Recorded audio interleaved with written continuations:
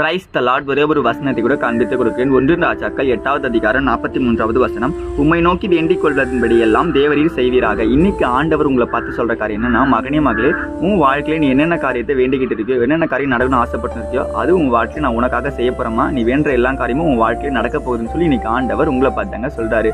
அது எப்படி தெரியுமா நடக்கும்? உங்களுக்கு பெருமையே சிம்பிளா சொல்றேன். ஆபிரகாம் கிட்ட ஆண்டவர் வாக்கு தராரு, நீ வானத்து நட்சத்திரத்தை எண்ணிப்பாரு, அந்த அளவுக்கு உன் சந்ததியை நான் உருவாக்க போறேன் அப்படின்னு.